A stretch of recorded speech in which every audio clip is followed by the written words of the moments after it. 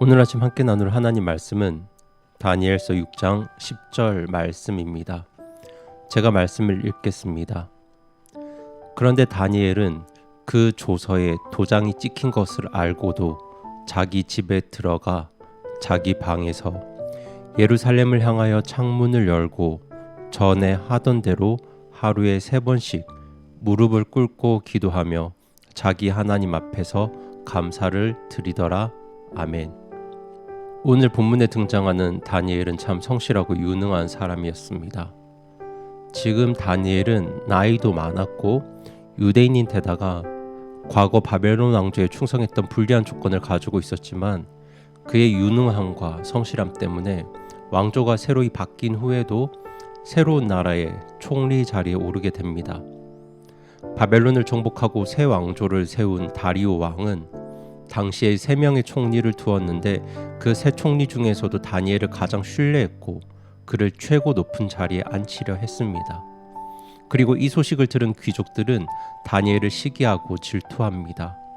이에 그들은 다니엘을 몰아내기 위해서 계략을 세워 왕을 찾아갑니다. 그들은 왕을 찾아가서 30일 동안 누구든지 왕 외에 다른 신을 향한 기도를 금지하자고 제안했고 이를 어기는 사람들은 사자굴에 집어넣자고 했습니다. 그리고 다리오 왕은 그들의 아첨에 넘어가 그들의 말대로 칙령을 선포하고 조서에 도장을 찍습니다. 다니엘을 시기하는 귀족들이 이런 법을 제정한 이유는 다니엘이 하나님을 섬긴다는 사실을 알았기 때문입니다. 그렇게 그들은 법령을 제정하고 다니엘이 어떻게 하는지 주목했습니다. 그런데 놀랍게도 그들은 다니엘이 기도하는 모습을 아주 쉽게 발견합니다. 다니엘은 왕의 조서에 도장이 찍힌 것을 알고도 사람들이 보이는 곳에서 하루에 3번씩 기도했기 때문입니다. 그런데 여기서 성도님들은 다니엘이 이렇게 기도했던 이유가 무엇이라고 생각하십니까? 다니엘은 하루에 3번 기도하는 습관이 있었기 때문에 목에 칼이 들어와도 자기 습관을 지키는 그런 성실한 사람이어서일까요?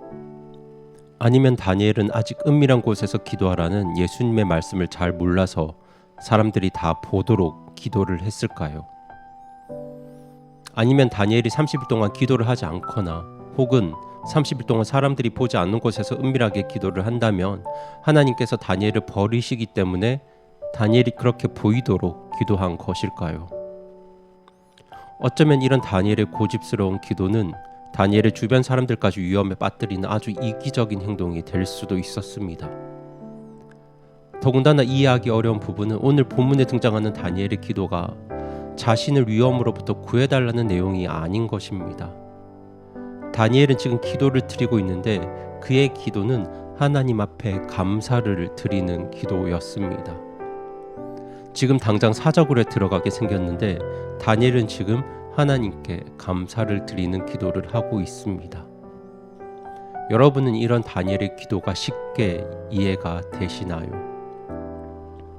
사실 이 다니엘의 기도는 포로로 잡혀갔던 이스라엘 백성들의 기도에서 유래되었습니다. 바벨론 포로 생활을 시작한 유대인들은 성전을 향해 기도하는 모든 백성의 기도를 들어달라는 솔로몬의 기도를 기억하고 예루살렘을 향해 하루에 3번씩 기도를 드렸습니다. 하루에 3번 기도하는 것은 율법의 요구도 아니고 하나님의 명령도 아닙니다. 그저 지금 이 답답한 포로 생활에서 벗어나서 다시 하나님 백성으로 고국에 돌아가기를 소망하며 드리기 시작한 기도입니다.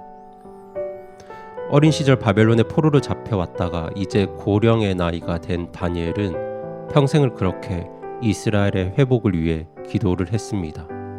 그렇지만 지금 그의 기도는 성격이 조금 다릅니다. 다니엘이 지금 이렇게 기도하는 것은 과거에 그가 기도했던 것처럼 지금도 꾸준히 기도해야 좋은 신앙인이라고 생각해서가 아닙니다. 평소에 습관적으로 하던 일이라 목숨을 걸고 그 시간을 지키려 했던 것도 아닙니다. 지금 이 다니엘의 기도는 내가 다른 어떤 신이 아니라 오직 우리 하나님만 섬기겠다는 그의 믿음을 고백하는 기도입니다.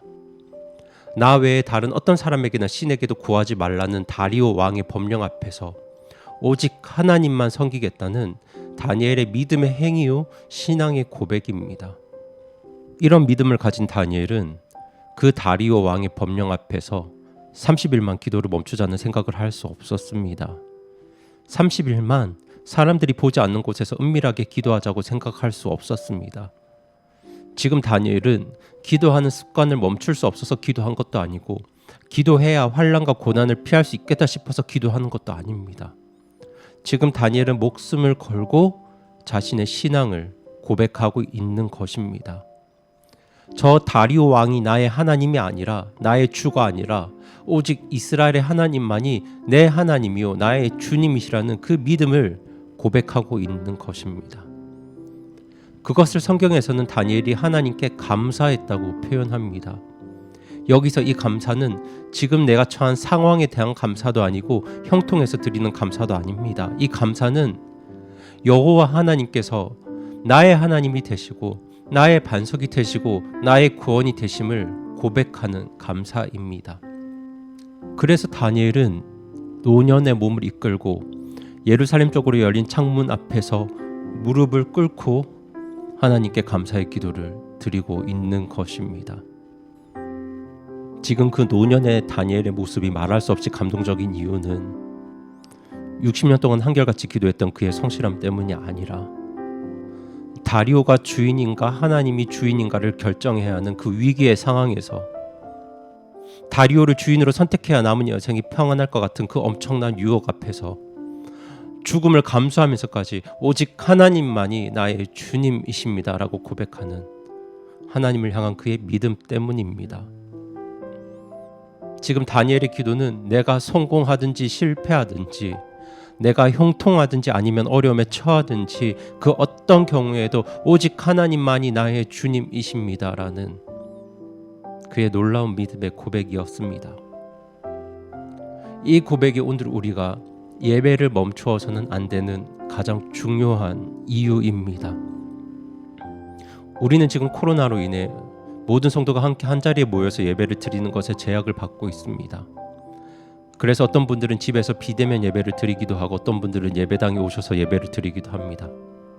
우리가 어디서 어떻게 예배를 드리든 간에 진실하게 하나님을 예배하고 하나님께 감사드리며 하나님께 기도하는 그 일을 우리는 멈추어서는 안 됩니다.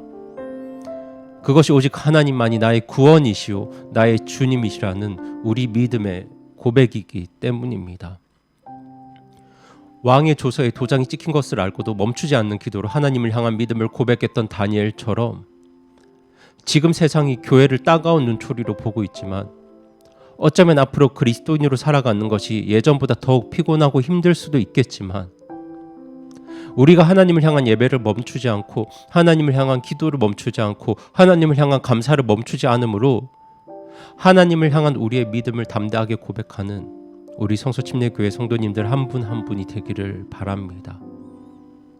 그 다니엘의 믿음의 고백이 오늘 우리들의 고백이 되기를 간절히 소망하면서 오늘 말씀을 마칩니다.